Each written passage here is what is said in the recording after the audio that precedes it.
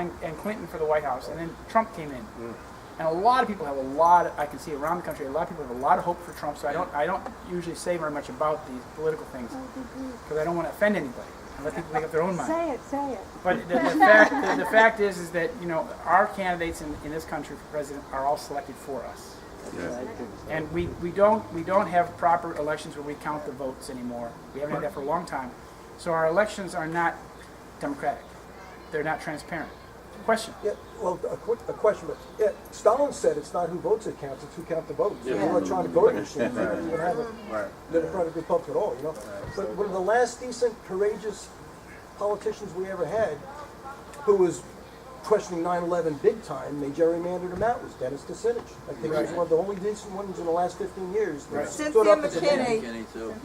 McKinney. Oh yeah, Cynthia. No, right.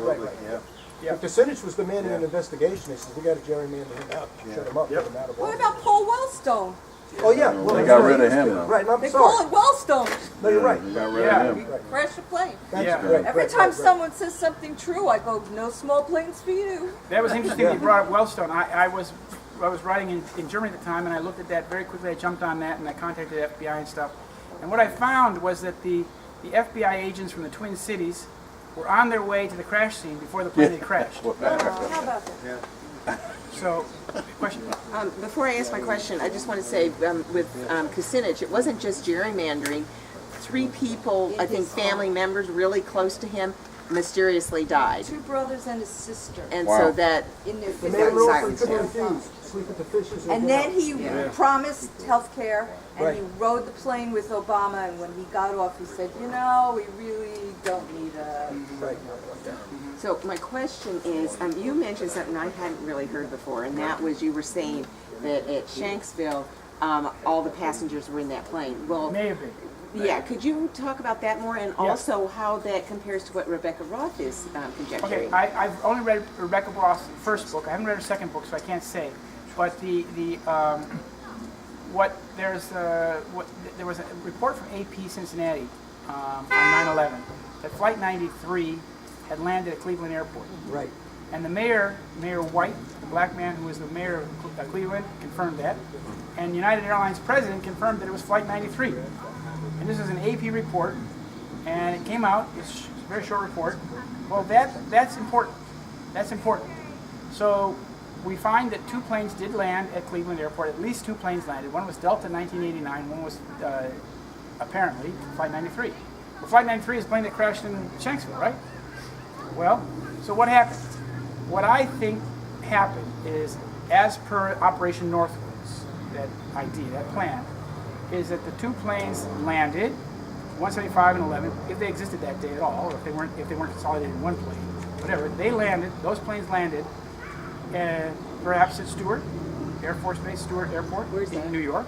Here in New York, perhaps, because that was privatized as well, under private ownership at that time. But the people, I think, what happened to the people, I think they were basically corralled on one plane. Because the planes that landed in Cleveland Airport, the passengers were taken, there was a bomb scare on the plane. The plane landed. The passengers were disembarked and taken to the NASA facility where they were interviewed by FBI agents. Now, how did it also happen so quickly in Cleveland? And the passengers were taken to the NASA facility where they were interrogated. Well, why interrogating the passengers? What's going on here? I mean, so... And what I think happened is that they culled the passengers, like now you cull fruit, you take the good ones, the bad ones, you put the ones you want to get rid of here, put them on a plane, and I think what happens, they put all the people they wanted to get rid of on the plane that was shot down over Shanksville. That would fit with the whole thing. Yeah. And that the guys that engineered this crime engineered it in such a way that the 4th plane would be shot down instead of letting it crash into the White House or what have you. And it was shot down. People, as they said, the people in Shanksville all talk about that. I went there and talked to the guys at the golf course. There's a big golf course there just west of, just east of town. And I spoke to the groundskeeper. And the groundskeeper was out there on the fairways that day, and they talk about the screeching thing. That as they were on the golf course, this thing went screeching over their head, went to the west, and resulted in a tremendous explosion. Well, I think that screeching thing hit the plane. They shot down the plane. So it was either a missile, it was a fire from a plane or something, went screeching over their heads and knocked down that plane. And then obviously they kept this whole debris field secret from the people.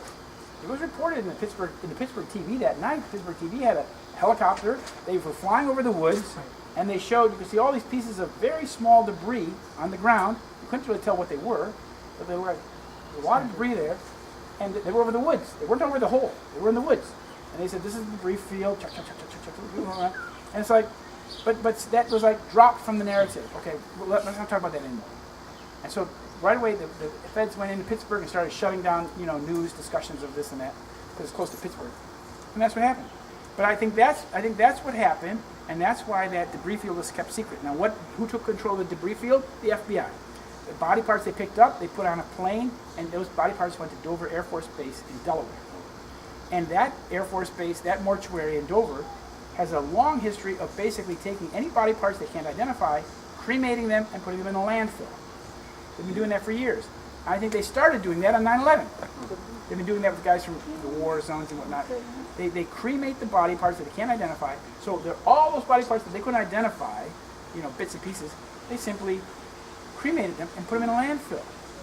And people were incensed that the mortuary would do things like that to humans, but that's what they were doing. So that's not accounting for then the people on the plane, the people on the planes that flew into the Twin Towers. Well, that's what I think they did. I think they took those people because it was a very small number of people on all 4 planes. You have to understand that each plane was only filled like 10-15% capacity. They were mostly empty seats. And this is very weird because we knew somebody wanted to fly from Boston that day to LA, and she was told the planes are all full. They weren't full, but they had a small number of people on each plane, and it would be easy to take all the passengers of all 4 airplanes and fit them on one plane with room left over. Well, how'd they get them in different cities today? Well, that's what I'm saying, is that what they probably did is those planes that existed that day, 175, 11, 93, and 77, the passengers were landed at some place like Cleveland, and they were put on one plane, and that plane was shot down. Can you follow? In Pennsylvania. Because we now know from Flight 370 that you can't just drop a plane in Hudson Bay and never find it again. It will come up sooner or later, as they're finding now in Malaysia, with Malaysian planes. The plane is coming up. So you can't get rid of a plane that easily, and you can't get rid of people that well. So you have to destroy them somehow on that day in part of the whole comploit. So you think there were drones that hit the towers? Yes, I think they were 767. You didn't mention that when you said there was a pod on the bottom. Yeah, I think they were 767. I think they were drones. And the second chapter of my book, Solving 9/11, is called The Planes of 9/11. I go in great detail how Israel has been converting 767s into drones and into tankers into cargo planes and vice versa. So I think that's what happened. That would account for those flights. Yes, Yeah. yes. Remote control plane. Yes. But the remote control aspect, the Israelis are all over that. There's many Israeli companies that were working in this country already on 9/11 who are in the business of putting the ground pilot into the cockpit. Question? Chris, there's a lot of problems with the physics of this entire event. This is a whole other conversation. Yeah. We could talk for hours or days on this. Right. For example, if you think about this, first of all, there's a number of pilots who've testified that a plane cannot fly at that speed at this altitude. It's far too difficult. Okay, number one. The drag, the whole thing, whether it's the Pentagon or even the... Okay. But another thing that I never thought about initially, and then I started to think about it after someone mentioned it, is if you see the explosions coming out of the 2 Trade Center buildings, Yeah. if a plane is going 500 miles an hour, it's creating vortices and pulling wind behind it. So when it hits the building and the explosion comes out, that explosion should be affected by the backdraft of the vortices of the plane. And there should be some follow-through of the event of that air, which is following that plane for, some distance. How can just a puff of smoke come straight out of the building and not be affected by those vortices? It doesn't add up to me. It's like, and that's why I'm on the fence about a lot of these theories, because there's a photograph of that plane entering the South Tower that you can freeze the frame, and it's actually completely inside the building before an explosion occurs. Now that means that those soft wingtips, and the stuff, I know you're not a fan of Judy Wood, but when she talks about the aluminum, that means that entire plane has managed to insert itself into the building. There's a little smoke on the outside, and then in a split second later, you have an explosion. Well, how can this aluminum plane that, you know, even a bird dents it, when it, the physics of it, that, and then the last comment of the physics that don't make any sense to me is how the firemen survived in stairwell hood. You've got a 500,000-ton building collapsing down on them, and they testified that blue sky opened up and everything dissipated around them. I don't understand what kind of chaos theory could have those firemen survive in stairwell B. So those three Right, things. okay. Well, I got two of them. The first one, you talk about the plane, how the plane penetrated the building. Now, the missile that I showed you, that would allow for the fuselage, the round fuselage, to go into that hole. The hole that was created by the missile would allow for the long tube of the plane to go in. Now, how would the wings? How would the titanium engines? Well, those are the wings. Let's talk about the wings now. The wings would have penetrated. Now, if they've gone to the trouble of converting a Boeing 767 into the drone, the weaponized drone with the missile, it would have been a piece of cake, and they would have obviously seen the need to harden the leading edge of the wings. So you can put something on you can harden that front edge of the wing so that it will penetrate the building. Now, the physics part of it, this is another thing. There's a guy, there's some people that are trying to do a physics test with this. Yeah. I know those guys. But now the thing is that you have to understand that the World Trade Center wall was 66% glass. They were 2-foot windows with 1 foot exterior columns spaced 36 inches on center. So that you had a 2-foot window, 1 foot column, 2-foot window. So it's mostly glass. The plane's not going to have any problem going into the glass. Those 1 foot columns are going to act like the wires on an egg slicer, and they're going to slice the plane as the plane goes into it. Now, if the front edge of the wing were not even hardened, the aluminum would wrap itself around that hard column, and it would go through the glass and wrap itself around that, not necessarily breaking the column.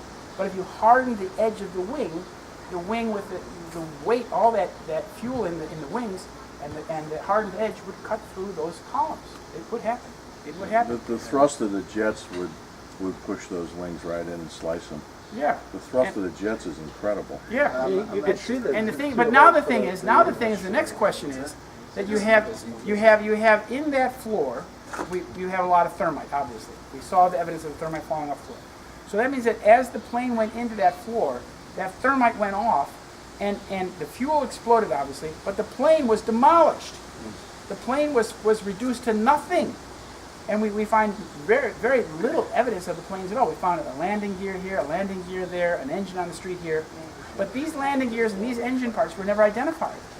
Now, if the United States government really wanted to convince us that was Flight 175, they would have taken apart that engine they found on Murray Street, and they would have said, look at this time track part. This was put on that jet at this date in this place. They never did it. So obviously it didn't Same match. thing at the Pentagon. They didn't match. That's why Yeah. Peter Marshall, according to Wayne Madsen, Yeah. was investigating Evergreen Air, which he believes was the controlled drones that hit the World Trade Center. Yeah. And that was his final nail in his coffin. Right. Now, but one thing is that you have to remember here, 15 years later, we do know that there was New York City on 9/11. We do know that the Twin Towers existed. And we do know that 3,000 people were killed. But the minutia, the details of this should not be used as a way to divide the truth community. Exactly. I agree. I totally agree. Because you can argue about the minutia of this because it's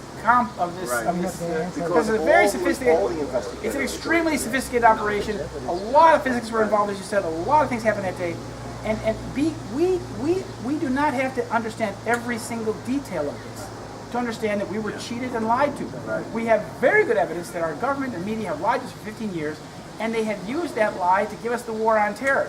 What is imperative upon us now is to stop the war on terror, is to expose the deception to the point where we know we've been lied to, but stop the war, because the war is what's killing us. Yeah. Those 3,000 people have died and gone to heaven.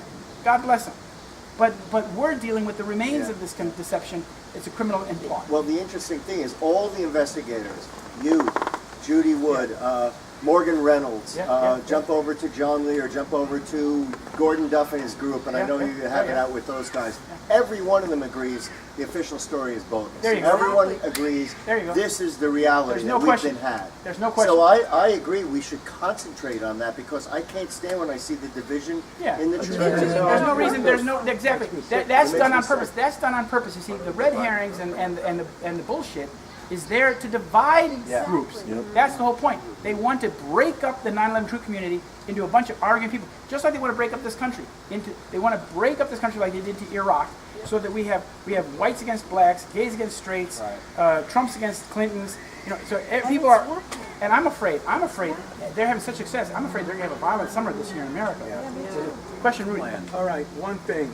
We have to stop using the very effective and disarming slogan, war on terror, which is a classic Orwellian misnomer. Why? Because war is terror. All right? So as long as we understand that, we can put that to bed and it cannot be used anymore. Right? Second, Larry Silverstein borrowed $1 million and he transformed it into what? 100 million. 100 million. He borrowed 100 million from GMAC, who went bankrupt, and Okay. he turned it into 7.2 billion. Do some research, people. I was on the board of directors of a Hudson Courts Owners Inc., and we had a little problem with asbestos. It was super expensive for us to remove it, and it had to be done in a certain manner. And the consequences of violating that are far beyond the cost of removing it. Okay? So now we had buildings loaded with asbestos, and this supposedly smart individual makes the worst investment in history because no one could afford to pay what it would have taken to clean up the asbestos and bring those buildings down. They wanted to get rid of them, but they didn't have the money. All right?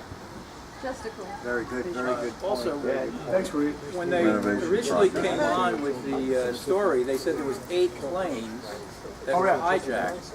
And that morning, I was having my car serviced, and I met a guy from the Air Force who was having his car serviced. Yeah. And he told me that, you know, there's something fishy about this. My girlfriend was flying out of Newark on a 757 to Las Vegas, and it was canceled. Yeah. For no reason. Yeah. He said that there were 8 planes that were reported actually hijacked that day. Now, there's really one important thing to understand is that this is a very complex operation, very sophisticated. I write about 9/11. That big book has 12 years of research in it, and the little book, you know, puts it all together. But what I want to say is that you have to understand that 9/11 was a very complex crime in which there were like computer aspects. It was a computer crime. It was a crime in which the entire U.S. military was duped. And they were duped because there was a game going on. There were several games going on, but one of the games was basically mimicking exactly what happened that day. That there were hijacked planes, and the guys in Rome, New York, at NEADS, which is Northeast Air Defense Sector, the guys that are supposed to defend the Northeast sector of the country, were dealing with a situation where they're looking in front of those green screens, and their screen is full of false inputs. And so they can't tell when the crime actually happened, and when they were communicated by the FAA that there was a plane had been hijacked, they said, well, is this real or is this part of the drill? And they didn't know. And they had and then it took time before they even removed the false injects from the screen. So they were powerless. There was no way they could muster a defense. And then NORAD, like I told you, they said NORAD lied about everything they did that day. Now it's interesting to note that NORAD that day was under the direct command of 2 Canadian guys. One of whom is from a family in Israel. And these are the guys that made the decisions. Now, Otis Air Force Base in Cape Cod sent up some F-15s. My son will tell me go very, very, very fast. And we got from the very beginning, we got 3 different reports on what happened to these planes and how fast they were going, just how fast they were going. I write about it. Because the pilots got on, in the planes, and they got right up in the air, they gave us time, and they put on the afterburner. So they were flying full speed, which would have brought them to New York City like in 6 minutes. They would have been there in plenty of time to be on scene. Where were they? They were out over the ocean. Why were they out over the ocean? So you have to understand the computer aspect, the computer part of the crime is very, very complex. But it involves again, an Israeli company P-Tech. that had their enterprise software on all the military computers in the United States that day. And it was MITRE Corporation, MITRE, in Massachusetts, along with a little company called P-Tech. And P-Tech is like Indira Singh says, it's the golden thread that runs through the whole thing, all the crimes, all the big crimes. So when you control what an organization knows, when you control the brain of the organization, when you have access to the computers of the entire FAA, for example, in real time, you can thwart the response. The response wasn't thwarted that day. And that's why the military was unable to do something. So our military, our highly vaunted, extremely expensive military, their hands were tied. They couldn't do anything because their brain was messed up. Like military on drugs. Question? Do you have any inside information on why Jeff Gates hasn't printed his second follow-up book to Kill by Association? That's a good question. I don't know about Jeff Gates. I don't know too much about him.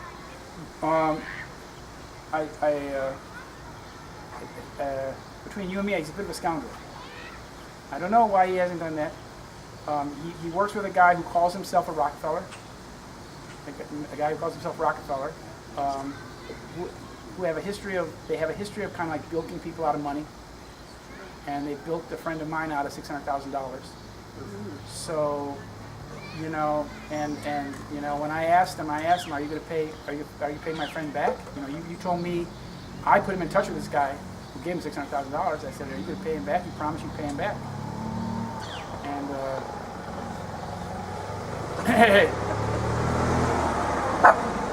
and then when I asked that question, they wrote to me. They said, "You sound like a perpetrator." Sorry. Hi. These are my neighbors. How you doing? This is Gene DeLorenzo. He's Yes. a real rodeo champion turned businessman. Heard about you. And I'm a cowboy sleeper.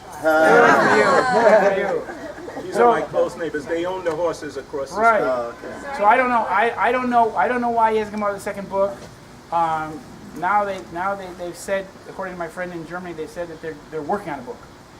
So that might be the book. But I don't know. Can't say. Question. I have a question for you this time, Chris. Two quick things. As far as, so you mentioned the pilots. I love the one group, Pilots for 9/11 Truth. There's a few hundred pilots. And my favorite for 15 years is Commander Ralph Konstad, Konstad. He's the living Top Gun. If you see the movie Top Gun, Yeah. Ralph Konstad flew a few hundred sorties in Vietnam, fighter jets, became a commercial pilot, flew commercial planes for 20 years. He came out right off the bat and said, "This is all BS. I couldn't have done any of that Right. stuff." Right. So he's the And Top he Gun. can't do Yeah, it. that's great. The other thing is you mentioned the physics. I've been a member of Architects and Engineers 9/11 Truth. Yeah. And they tend to be very conservative people, architects and engineers. If They you want are. the thermodynamics, the physics, the metallurgy, they just stick to the three towers and say Sure. it's all BS. It's definitely controlled. That's a great.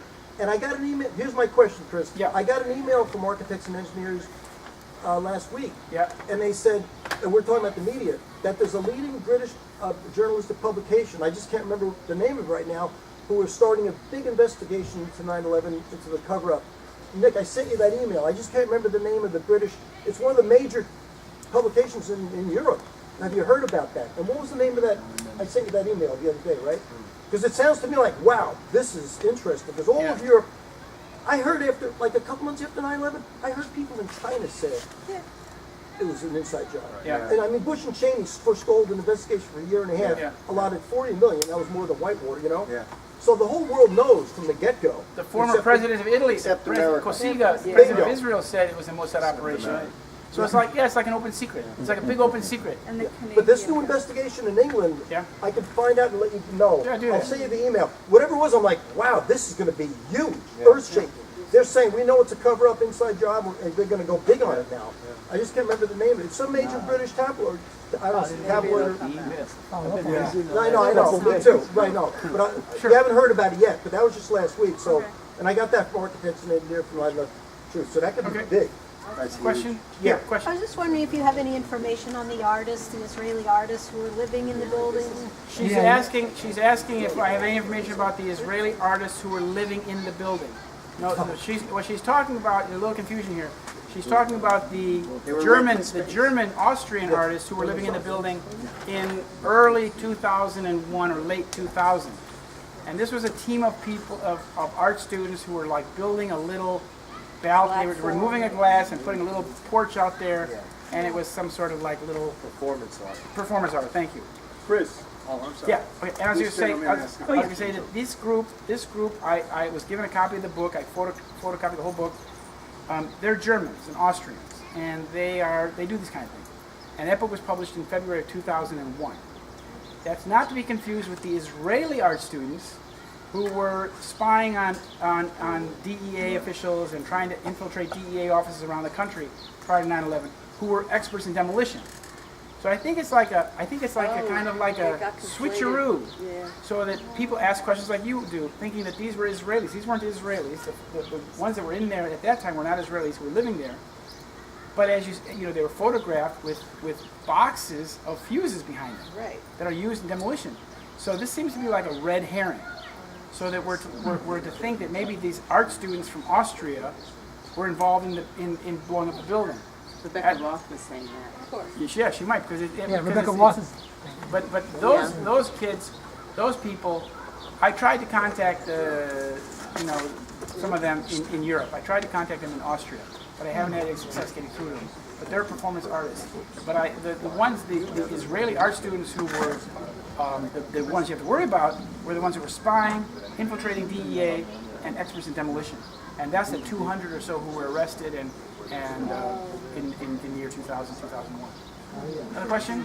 Any questions? Question I here. just want to make a statement on the question of Zionism and Yeah. anti-Semitism. Yeah. I think if you know the history of Zionism as a political movement is anti-assimilationist in nature. Yeah. Because they accept the notion of separation. Yes. So in a sense, they basically capitulate to anti-Semitism. Yes. So They if you look at the history, once Hitler came into power, they already made the deal to go to Palestine, the transfer agreement, and they'll continue through Hungary when the Hungarian deal. Yeah. So the whole history of Zionism is one of capitulation, one of collaboration with anti-Semitism, Yes. and that fighting anti-Semitism. Actually, it's worse than that. Zionism needs anti-Semitism. Exactly. Anti-Semitism is like a fuel that creates Zionism, feeds Zionism, and so because the Zionism is based on this idea that Jews should not live among others; they should live separately. So it's very. That's why it's like a cousin of Nazism. Right. It's a race-based thing, and so what you find is that the Zionists try to milk any of these terror operations to bring more Jews to Israel, and 9/11 was a doozy. So I think that some of the like Ariel Sharon, people that at the highest level, may have been hoping that this would have led to more American Jews going to Israel. Because that's what they really want. They come over to this country in France and they criticize the local Jewish population, telling them that your place is in Israel. It's not safe in France. It's not safe in America. What have you? Question back there. You saw my book? Well, I like Your your presentation. Yeah, I gotta get Okay, going. thanks. Sorry. Got a Go little ahead. drive ahead. Thanks. Take it easy. You covered the Nice who. to meet you, Chris. Thank you very much. Yeah. Go ahead. Is that you Yeah. covered the who?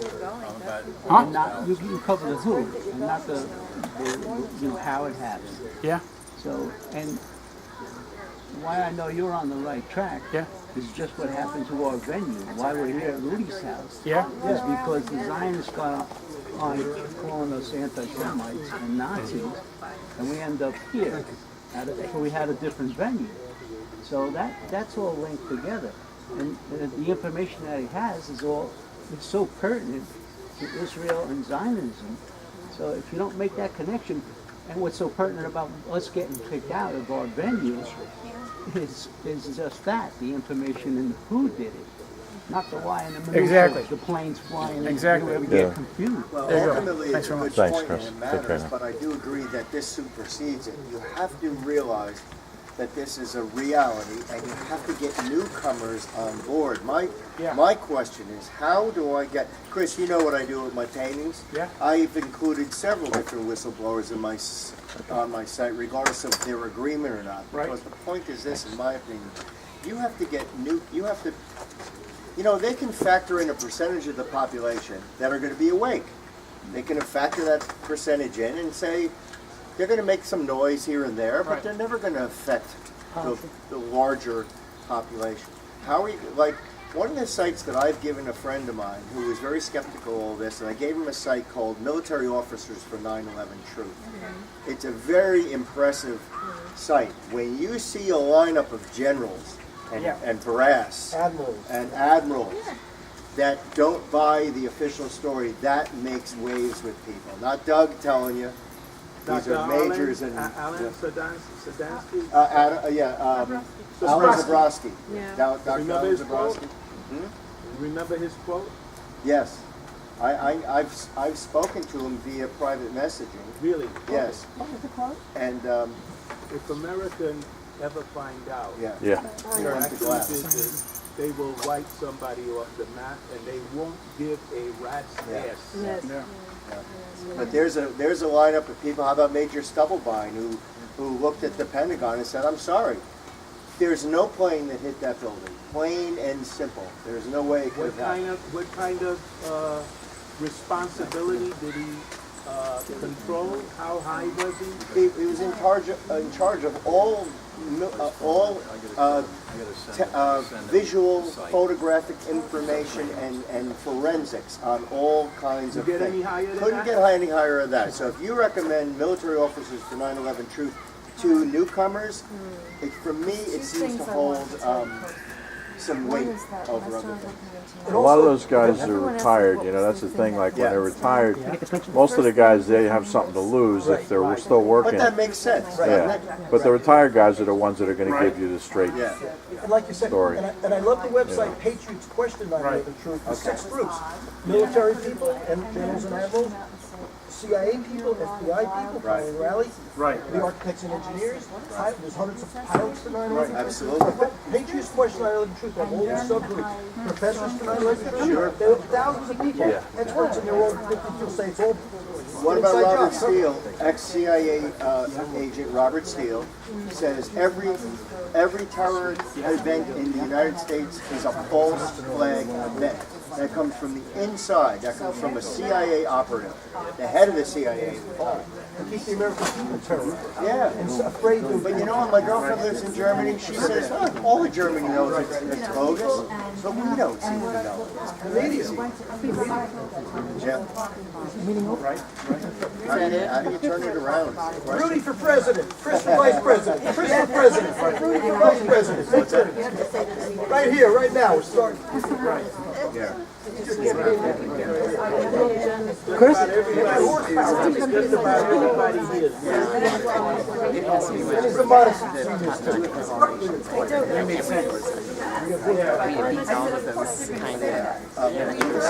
My buddy John and I own a place in Mexico where our names and numbers are on it.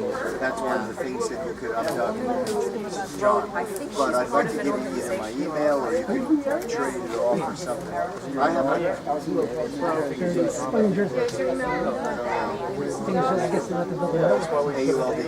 they're on there. Give me your email or I'll write you. And then write down my